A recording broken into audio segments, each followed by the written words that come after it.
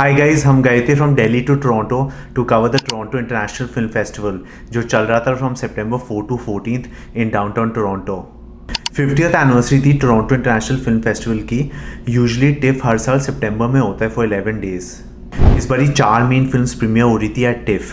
One was Karan Johar's Homebound, Bobby Deol's Bandar, Huma Qureshi's बयान and एक TV show भी प्रीमियर हो रहा था जिसका नाम है Gandhi, which has been created by the Scam 1992 team, Hansal Mehta, Pratik Gandhi, Sameer Nair. और इसमें म्यूज़िक AR रहमान ने दिया हुआ है। और इस टीवी शो में एक हॉलीवुड स्टार भी है कॉल्ड टॉम फेल्टन, जिसने ड्रैको मैलफॉय का रोल किया था हैरी पॉटर मूवी सीरीज़ में। डाउनटाउन टोरंटो में एक फेमस स्ट्रीट है कॉल्ड किंग स्ट्रीट। ये सबसे हॉटेस्ट एंड कूलेस्ट स्ट्रीट है डाउनटाउन टोरंटो की। यहाँ पे all the top restaurants and pubs है।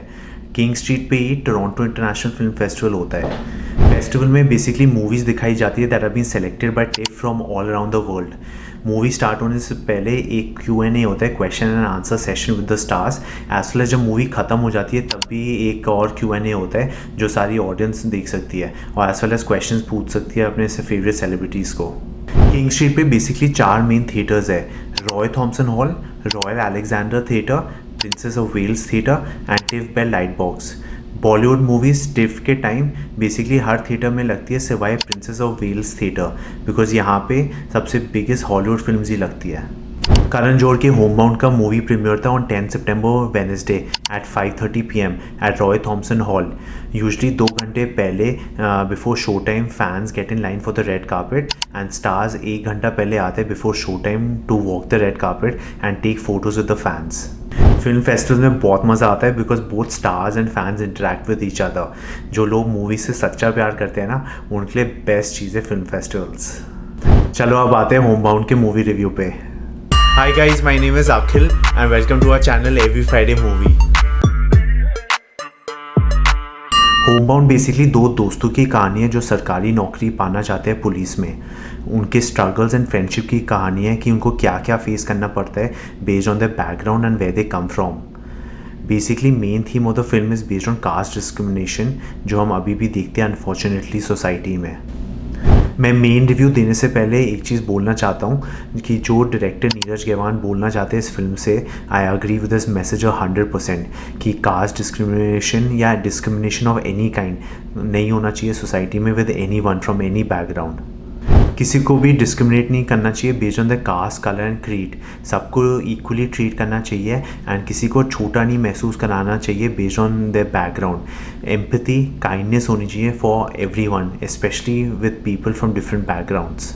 नीरज गेवान का मैसेज तो बहुत अच्छा है बट उनकी पिक्चर इतनी अच्छी नहीं है unfortunately. Picture full dull and boring लगी हमें। स्क्रीन पे including dialogues which has been written by Neeraj Ghaywan, Varun Grover and Sheetal Dubey बहुत ही ज़्यादा वीक है, बोर हो जाते हो देख के। नॉट एवरी फिल्म से आप पर्सनली रिलेट कर पाते हो बट तभी भी आपको अच्छी लगती है because the screenplay is good. But unfortunately with Homebound मेरी अटेंशन हर जगह जा रही थी except for the big screen. Hardly 2 scene अच्छे हैं पिक्चर के, एक जहाँ पे विशाल और ईशान की आर्ग्यूमेंट चल रही है पानी के पास और एक main climax of the film. 2 scene के लिए 2 घंटे बैठना पिक्चर हॉल में बहुत ही मुश्किल है। इतने hard hitting strong emotional scenes ही नहीं है पिक्चर में जिससे स्ट्रॉन्ग इमोशन जनरेट हो। यूजुअली फिल्म फेस्टिवल में बहुत ज़्यादा एक्साइटमेंट होती है तो इवन आपको एवरेज फिल्म बहुत अच्छी लगती है, बट विद होमबाउंड अनफॉर्चुनेटली ये पिक्चर तभी भी अच्छी नहीं लगी। 1-2 कॉमेडी वन लाइनर्स है पिक्चर में जो थोड़ा हंसाते हैं but not enough to make it a good film. जब पिक्चर का स्क्रीन प्ले वीक हो ना तो बाकी चीज़ें भी बहुत मुश्किल से अच्छी लगती है। Homebound has been produced by Karan Johar, Apoorva Mehta, Adar Poonawalla, Somen Mishra, Marijke D'Souza and Melita. Martin Scorsese the executive producer on this film which is good for Dharma. I don't know कैसे ग्रीनलाइट कर दिया इस प्रोजेक्ट को। The screenplay should have been more tighter and stronger. The budget doesn't seem that high for this small film. I'm sure Dhamma would have already secured an OTT deal to cover their costs. It seems that this film is produced by Dharma mostly for critical acclaim. Lot of indie, non-commercial films get produced in India like Lapata Ladies, Khosla Ka Ghosla, Super Boys और Malegaon which are actually good. But हर कोई indie, non-commercial film अच्छी नहीं होएगी। आजकल के ज़माने में इतनी कम फिल्म्स आती है बॉलीवुड से that are successful at the box office as well as they make you feel something emotionally. Films that actually move you, films that actually are so good that they actually remind you why you love movies in the first place. In terms of box office, 9 out of 10 times जो भी films film festivals में जाती है, they rarely make money at the box office because the content is mostly non-commercial in nature. Nobody can predict accurately, of course, because box office always surprises you. But based on what I saw with Homebound, it might be very difficult for it to make money. I hope I'm wrong, and I hope the movie makes a lot of money. Picture में music ना के बराबर है, just background music given by Nareen Chandavarkar and Benedict Taylor, which is fine. Cinematography lighting has been done by Pratik Shah, which is very good as it captures the essence and the emotions of the struggles of Vishal and Ishan very well.